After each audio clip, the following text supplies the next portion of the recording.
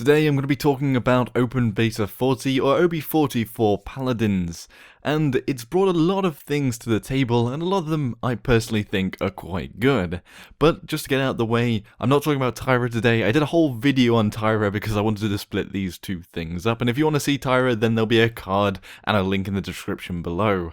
Anyway, I'm going to sort of condense what was on the dev stream and talk about what I think is most important first, and that is some of the bigger changes and the nerfs and buffs. Anyway, first of all, let's talk about Cassie, my bae, who has had a complete rework on her visuals. She doesn't have a bow anymore, she's got a crossbow. So RIP bow Cassie, but what we do have is rather pretty, it's fine. The thing was, in the stream, what you see now, apparently the shader was a little broken and it looked kind of greeny blue, whereas actually if you see the main image of Cassie, it looks a bit more in line with the normal bow, so let's not get worked up about that, but it's generally just a crossbow, and it makes sense because it almost fired like a semi-automatic rifle, it had reload, it didn't really work like a bow like Charlene's did, where you have drop and there's unlimited ammo and drawback. Cassie wasn't really a bow character. They have changed all of her aesthetic as well, and to sort of a more dark green. She just generally looks a bit better than she did before. Perhaps actually her hair is a little less red than before. One of the great things about the new crossbow is that once you've rolled and you get that bonus damage, you'll see that you have that bonus damage activated because the crystals on the crossbow will light up. Before you had to sort of just guess, you didn't really know whether you had the bonus damage or not, but now you'll know because the crossbow will be lit up. And this rolls on, no pun intended, to the nerfs and buffs. So Cassie has definitely been one of the strongest, if not the strongest character in the meta as of late. She's got loads of damage, no drop off. She could roll around, and every time she rolled she got extra damage. She got extra damage from a right click, and she generally had massive mobility. Now they've actually taken down that damage from 700 damage each shot to 650 each shot, which we'll just have to see how it works in live, but we can sort of speculate at the moment that this will bring her back in line with all of the other characters. It will sort of lower the burst damage of rolling, hitting, throwing in the air, hitting again, then firing off that Q ability. There's a lot of burst there.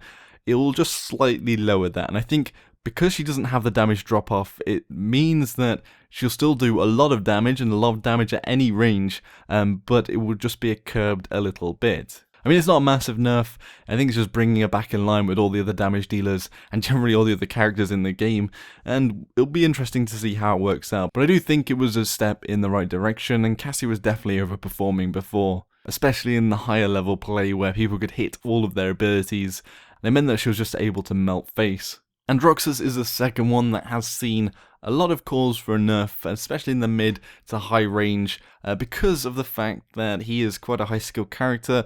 With aim, he becomes exponentially better than a lot of the other characters. There are actually two nerfs. One of the big things about Androxus was how powerful his ultimate was, doing 1000 damage every hit, and there was no damage fall off. It basically just, if you hit them and they were in a splash, they took that 1000 damage.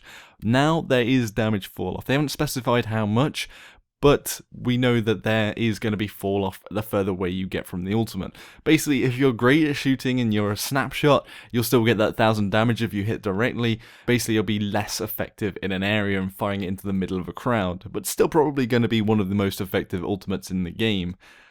The second one is the revolver is going from 620 damage to 600 damage at base. And this isn't huge, and it still means that a lot of the characters will be 3 shots, but for example, 3 shots from that revolver is going to be 1800 damage, and that's the health of some of the squishier flanks, and that means once they get Haven, it's going to take 4 hits to kill them. Whereas actually that was the same before, but with Androxus, because of his damage fall off on his pistol, it could be the difference between 3 and 4 shots, or even 5 or 6 shots the further and further you get away. And I think that in the grand scheme of things, good players will still be able to play him really well, and I don't think that he's just going to go drop out of the meta now because of these changes. One of the big things about Androxus is the headshot multiplier, which doesn't change in range, so you're still going to get that massive bonus damage from headshots anyway, and that's quite one of the big things at the moment in the game, one of the quirks that sort of pushes these characters into the forefront. The next one, which I think is in a bit of an odd place, but it does sort of make sense in the way Eevee is playing out at the moment, but Eevee's blink now does less bonus damage. It's decreased from 30 to 20%. So originally you'd use your blink basically to get that extra damage and to get close to enemies to get basically a guaranteed hit on them. Ice Staff is still a glass cannon, even with that reduction. I mean, if you take the 930 damage, adding 20% on is 1116 damage. So it's still a 2-shot for some of the squishier heroes, as long as they don't have blast shields. It's going to punish more shooting at the ground and missing those direct shots, and also curb her slightly against tanks. Eevee would probably have that damage buff most of the time, because you're blinking, you have 4 seconds between the next blink, and then you blink again, and there's 4 seconds for the buff on the damage. So in some ways, it's just literally a flat-off damage nerf on her. She's definitely one of the most picked characters in the sort of mid and higher and esports level play, and in the right hands can be seen as a bit overpowered because of how fast you can blink in and out. You can dodge so much damage and put out so much damage as well. So this is probably where they're coming from, but I don't know whether in the majority of play if this will nerf for a little too much, but we'll just have to see. The next one is Grover. So they've admitted that Grover wasn't really working, wasn't really fitting into the meta, and they've actually rebuffed or returned to normal Grover's health, which was reduced originally in a patch earlier this month or maybe last month, and the health's gone from 2,700 to 3,000. Basically, Grover's just going to be a little bit more tanky, but also on top of that, Grover's throwing axes minimum damage is going from 350 to 400, and that means also that the climb on the damage will be greater, it'll come faster, so in general, Grover's had quite a big damage buff. So Grover doesn't have as much single target burst healing as Maldamba, and he doesn't have as much general healing as Ying if the illusions are all up. And I think giving him a little bit more effectiveness in battle and making him slightly tankier gives him his own sort of role in the healing lineup. And like with Maldamba, he has that stun as well, which makes him a great utility for taking down tanks and things. But Grover's positives are that he can sort of deny snipers because of his health as well. He can sort of get in the way of sniper fire, throw his axes out as they get increased damage as they keep firing. He can deny any range fire, but also now he can stand on the point a little bit better because of his extra health, and also he'll do more damage close up, which was a problem with him because he just didn't make all that much sense because of his range. And because of the fact that his heal is all in like an AoE around his character, one's passive and then also his Q, it does a heal in that area, he needs to be close in with the action as well as throwing his axes further out. I did actually talk about maybe instead bringing his Vine, giving it a lower cooldown so he can jump in and out much more effectively and quickly, but I think this probably works as well, increasing his damage up close and also just generally in his tankiness. But with these two, maybe it'll be a bit too much, but I definitely think Grover will be peeking his head out in the meta this patch. Pip's Evil Mojo Explosion now penetrates shields as well. Before it couldn't go through shields, so if Fernando had his shield up, he wouldn't get chickened. It's basically just going to mean that Pip is even more the basically one-trick pony character, the ultimate character, which I do see Pip as at the moment. It's not necessarily a bad thing. Most of the other characters in the game have ultimates which are good, but they aren't game-changing, but Pip's can be pretty game-changing, and with morale boost you can get it up fairly quickly. And it's one of those ultimates that really relies on your team because you have to use it with everyone else, so it does make it as one of the more interesting and fun ultimates in the game, especially as you turn them into chickens. Finally, we've got one that a lot of people are calling a nerf, but I think we just need to wait to see what the buff part turns out as. But Skye has had her health reduced from 2,000 to 1,800, and this is basically bringing her in line with the other squishier flanks, and means that she can be 3-shot by some heroes. Like Androxus, for example, who does 600 damage each shot at the maximum damage range. For me, this makes more sense. Skye is quite squishy, and just in general, she looks like she's a 3-shot enemy. The way they're balancing this is they're making the wrist crossbow have less bloom, reducing the bloom right down and making it more accurate. Now, people are saying that this nerf to our health is going to really affect it, but I think this accuracy is actually going to be the thing that really could buff Skye. Because basically, at the moment, you can shoot at people even when you get close to their face, there's a chance of missing those headshots. But depending on how much they've tweaked it, if you can use the wrist bolts better at medium range and still get headshots and still get all of your fire, it could be a big buff to Skye. The problem is, at the moment you have to get right up close to enemies to do all of your damage.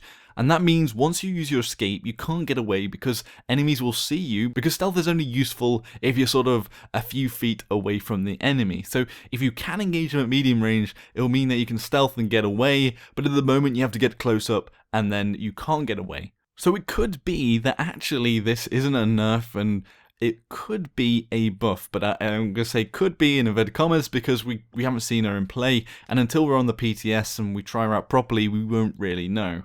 So that was all of the buffs and nerfs. Be sure to let me know what you think of them all in the comment section below, and if you're outraged or not.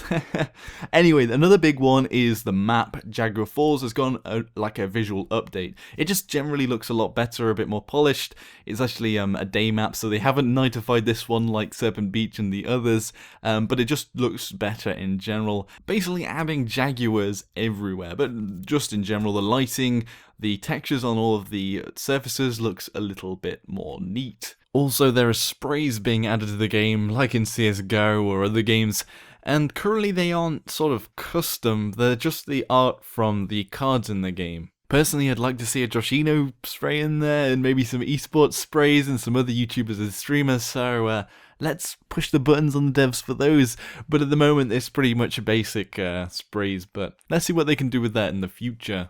The devs had talked about it before, but they said again that there were 4 different maps in work at the moment, and also they're working on a new game mode, so let's not get the hype train, but maybe PvE mode is coming soon. They've said they wanted to do it, so it could be coming to Paladins. It'd be quite interesting to fight 5 Makoas ulting coming at you as bots, and trying to defeat that would be rather fun, I think. Another big thing that they've changed is now you can't any longer ultimate in the spawn room, and that is a big thing because it happens so often that you try to chat or you try to do an emote and you'd accidentally hit that E key, and then you'd hear your ultimate sound off, like time is ticking, or here's the wind up, and you'd be like, no! What has happened? No!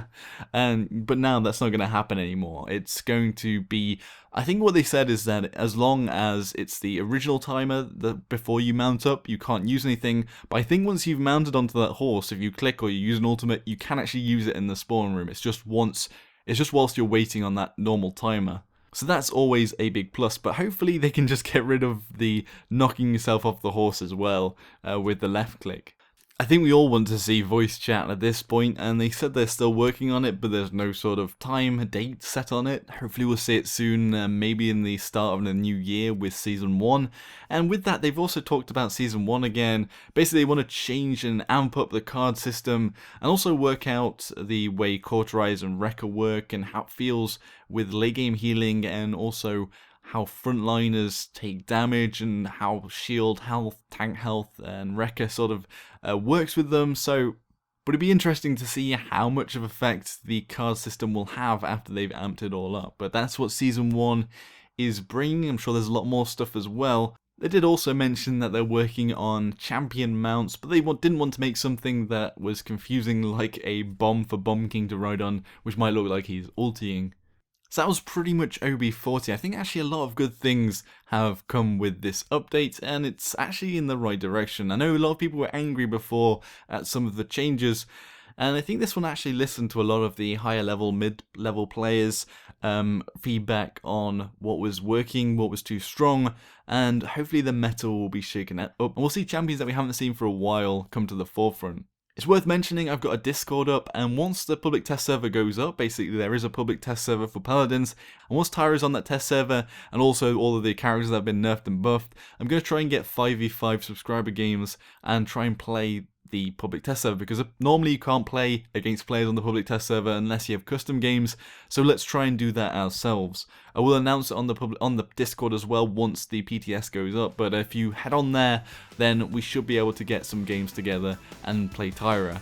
Although I will warn you, I will be hogging Tyra the first couple of games.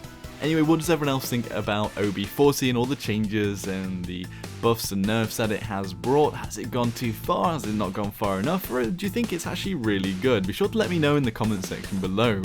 Hit the like button if you enjoyed the video, hit the dislike if you thought it was very unbalanced. And if you want to see and hear more of me, hit that subscribe button, and thank you all very much for watching. Until next time everybody, Joshino.